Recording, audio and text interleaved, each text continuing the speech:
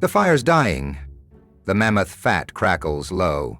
You're chewing roasted roots in silence, pretending not to glance across the campfire at the person who, up until 3 nights ago, was definitely your snuggle partner, your hunting buddy, and the only one in the group who didn't laugh when you tripped over that log last week.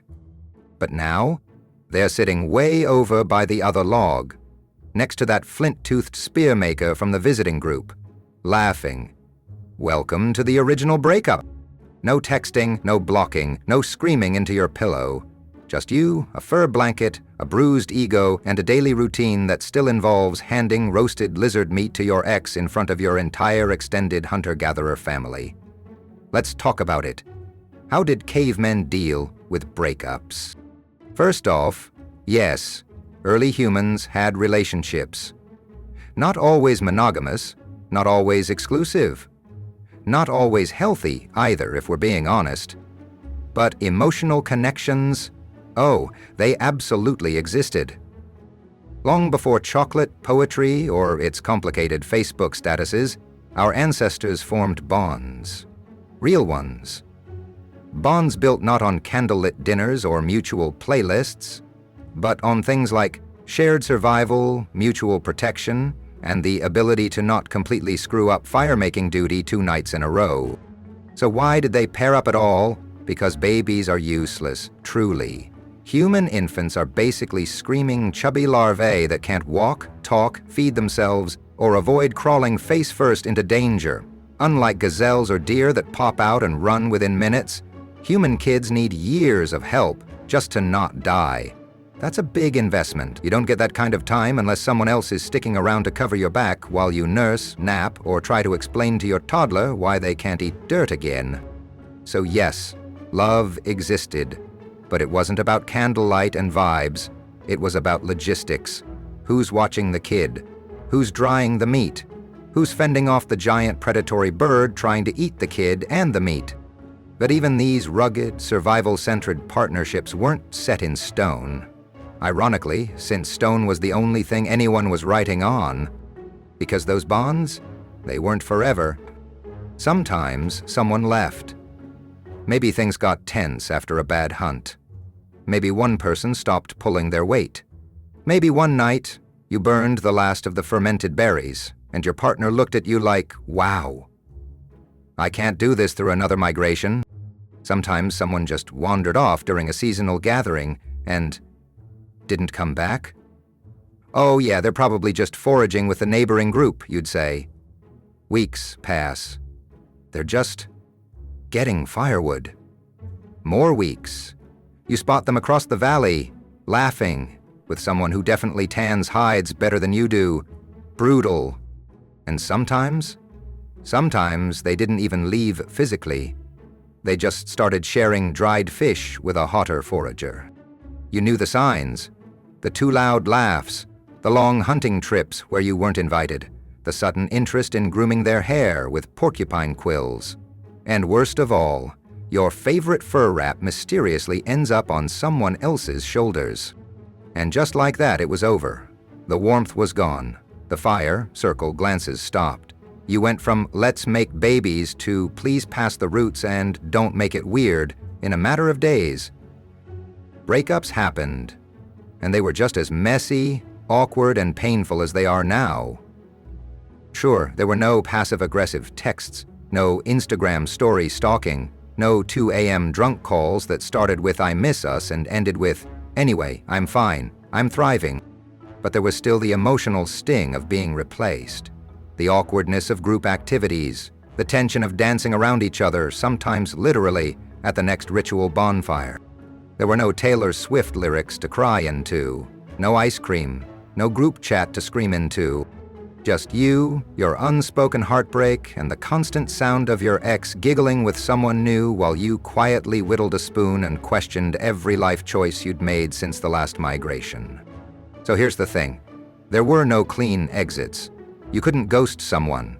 There was no vanishing into the algorithm, no suddenly turning off read receipts, no sorry didn't see your smoke signal. You couldn't accidentally unfollow them and hope they didn't notice, because they were always there. Like literally there, next to the fire, behind you at the watering hole, coughing 6 feet away from your sleeping spot under the same shared hide tent.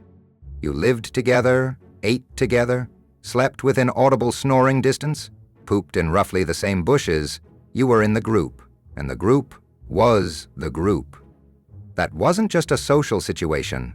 It was an ecosystem, a tight-knit human knot that you couldn't untangle just because your relationship got weird. There was no moving out, no subleasing your side of the cave to a nomadic yoga instructor named Krog, no finding space to heal. At best, you switched sitting logs around the communal fire and aggressively avoided eye contact during hide tanning duty. Maybe you stopped sharing your fermented honey stash. Maybe you loudly complimented someone else's spear carvings. But escape? Not an option.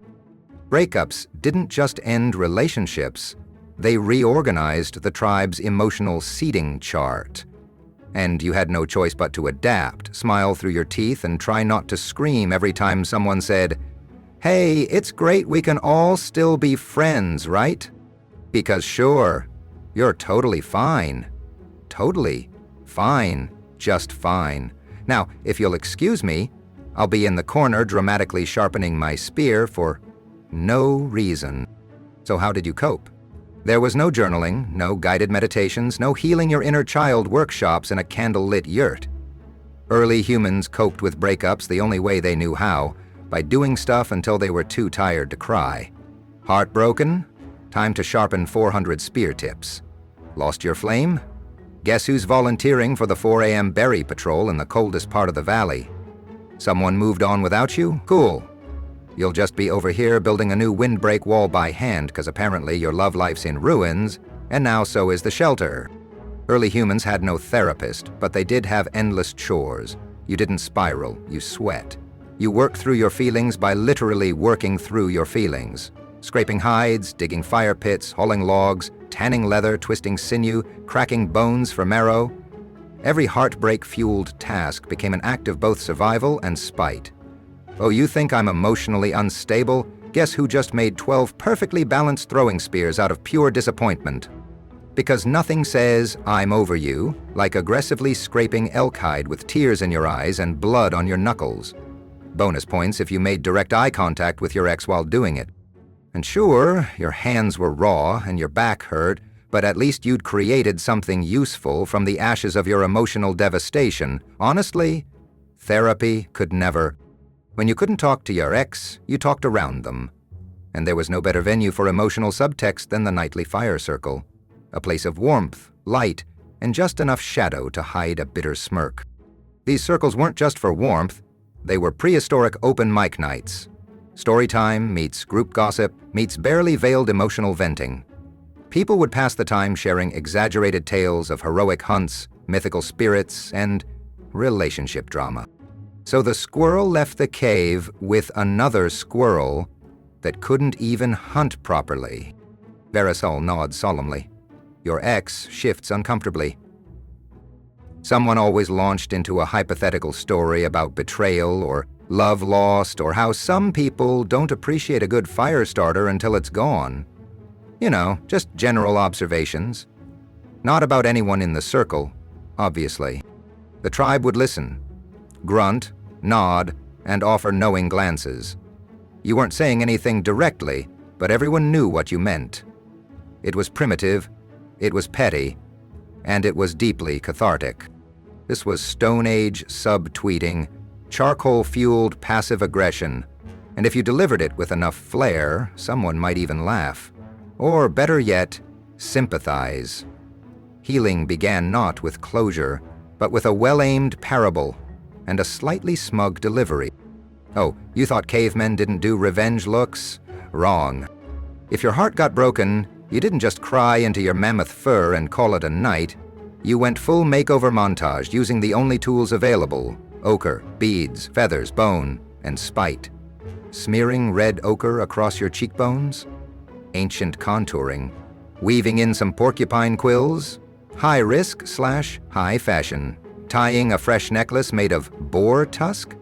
That's Stone Age thirst trapping and you look incredible. You showed up at the next ritual feast dangerously single and disturbingly symmetrical. Hair rebraided, paint fresh, jewelry slightly noisier than necessary. The message was clear. I'm fine. I'm thriving. And yes, I look this good even while hauling firewood. And everyone knew it. Even your ex, especially your ex. This was prehistoric peacocking, evolutionary emotional warfare. You weren't just dressing up. You were broadcasting your availability with every carved bead and freshly burnished arm cuff. I am hot, competent, emotionally mysterious, and fully capable of building my own damn shelter. Who wants to start a mating ritual? Glow-ups weren't just aesthetic, they were tactical. Because somewhere out there, someone was watching. And if they liked your vibe, you just might go home from the feast with a fresh spark and a new person to share your roasted tubers with. In a tribe of 30 people, dating wasn't exactly a numbers game. Your options were limited, already paired up, related to you, missing at least 3 teeth. So rebounding wasn't so much getting back out there as it was waiting until next season's intergroup gathering and praying they bring someone new. But when it did happen, you knew. Someone sat close, shared their dried mushrooms, maybe handed you a really sharp flint flake like, "This made me think of you." Boom. Spark reignited. Flirtation began. You were emotionally back in business.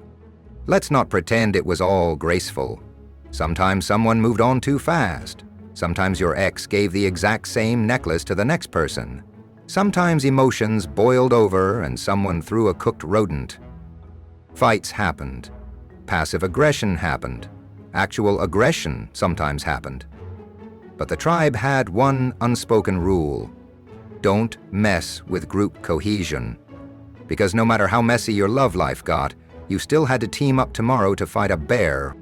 So you coped, you matured, you tolerated, you maybe muttered traitor under your breath while passing the roasted roots. But you got over it, eventually. Heartbreak hurts for a reason. Because emotional bonds were survival tools. And when they broke, it wasn't just sad, it was risky. Your brain didn't evolve to shrug off rejection. It evolved to panic when connection vanished.